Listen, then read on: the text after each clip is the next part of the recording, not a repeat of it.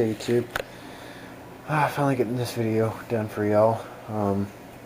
Quite a few people have been asking me to get this video done. Just want to see my ST-80 homelite string trimmer, 15-inch cut. It's nothing like I've ever seen before. I bought it. I believe I got this one for $7. It's my next restoration project I really want to do. It's just a really neat piece. Now my mom remembers when they used to look like this, and she says this is the way that she remembers them looking. And for the new ones, they have the engines, instead of being down here, the engines being on top. She says those look funny to her, and this doesn't. Well, that's backwards for me. But I'm going to show you a few things that are just a little different than I've ever seen before. First off, here we'll start with the gas tank. Can you see a gas tank? Anywhere at all? Surprise you. If you don't know these weed eaters, it'll really surprise you. Here's gas cap. And screw that. Pour the gas in. This whole long aluminum pipe. All the way down. That's your gas tank. Works very well. Never had a problem with it. Put that back on. Got to get a carb kit for this. Carb is diaphragms are toast. So once I get a new diaphragm and everything for it, I'll get a cold start of it. This is a homelite, like I said before. Tip it off to the side here. Here's your air filter and choke. Easy choke to pull. It's pretty nice. I've done a little bit of restoration on this before. I'm just going to do further restoration on it. It's just really neat. The guard here, this big guard for flying debris, that is the muffler also. Doubles as a muffler. You can see right here, it's kind of like a lawn boy. Muffler comes out the bottom, or the exhaust comes out the bottom, and it comes out into here. It comes out this tiny little hole. I've got to drill that a little bit bigger so I can breathe. Not too much bigger though. I might just leave that one alone and drill like that. But other than that, it runs great. The reel on it, this part, I think it's called a reel. I'm tired. It's 1 o'clock in the morning. I can't think. Let's call it a reel. The reel is auto adjusting head. So say you're using it high speed, and you start running out of string, and so you want more string. You don't tap it on the ground like most weed eaters you would. You don't hit it on the ground. That gives you more string, which that's not a bad thing when you hit it on the ground. It's just those heads go kind of quickly after about 2 years of straight use, kind of start breaking. But this has an auto adjusting head, so if you want it longer string, you let go of the throttle, the revs come down, and you wait for just a second, and all of a sudden you hear, and there's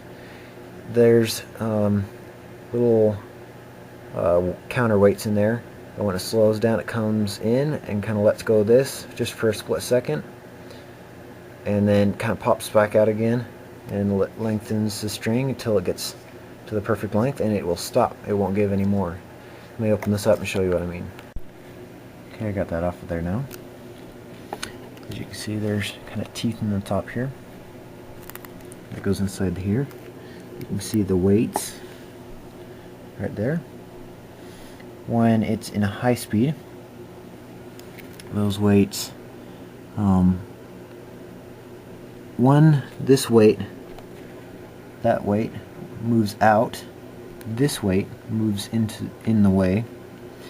So this weight goes out, so the string doesn't just come out when it goes high, but this one moves out of the way so that one can do its job.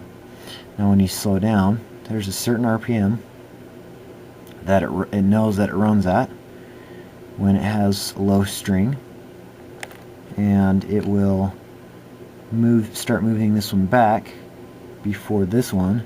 As you can see, this one has a lighter spring, that one does. That one has a heavier spring. So this one tends to want to move back a little faster than that one. Therefore,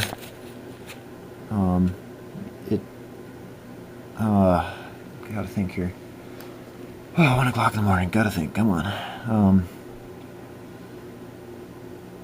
Just a sec, I gotta think here. So lighter springs on that side, heavier springs on this side. This one will move out of the way, so it'll let it unravel. But once it gets to the certain RPM, this one pushes back and stops it.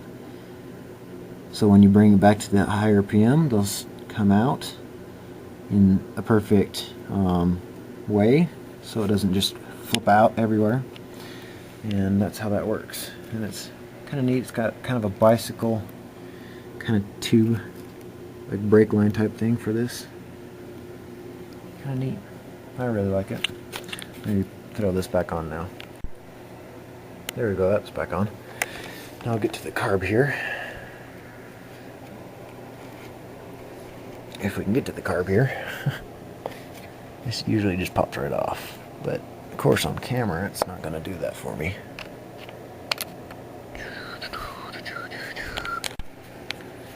There you go, I got it loosened up there. Sorry for the fokiness. Oh, I really can't talk. Whatever. Fuzziness. I said fokiness. Whatever the heck that is. Anyways. I'll make my screwdriver here. I gotta dissect it for you. Show you. Now, this is something I've never seen before. This is the only kind of carb I've ever seen. Kind of a one-of-a-kind type of carb. How do I get this off? Okay, I got those loosened up. Now I can pull these out. Nothing's going to be easy for me tonight. Whatever. Anyways, get that choke out of the way.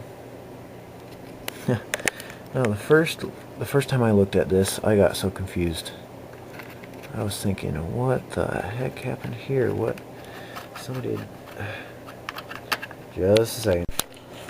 Okay, on with the story. First time I pulled this out, I was thinking, holy crap, somebody left the top off, but as you can see, it looks like the top's gone.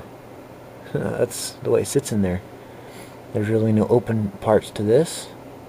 This is just kind of the outside of the carb. It looks like the inside, but it's the outside. There's one single diaphragm. It's actually a very small diaphragm. It's a very square carb. Nothing that I've ever seen. As you can see, there's no fuel line going in. This is just a vent for the diaphragm on the bottom. Now, the line in, believe it or not, is right there. Now normally that would be the pressure, the vacuum hole for most carbs. That is the inlet. As you can see, there's a little bit of wet right here. The fuel comes down into here. It comes out right there. It's very interesting. So it fills up the carburetor that way. It doesn't need a vacuum because there's a lot of pressure going into there. So it has plenty enough priming pressure. It's got a reed valve down in there. Reed valve's still great. Just need a diaphragm. I'm going to reassemble this real quick. Put the cover back on. Just a second. Pretty cool. I like it anyways. She's all together. She's my next small rebuild. I have a few big rebuilds kind of going on right now, but so it's my small rebuild, I guess you could say. I like it though. If you ever see one, pick it up. It's kind of fun to learn on. New parts, new things to learn. You know. See you later, YouTube. Bye. If you have any requests, just let me know. Bye.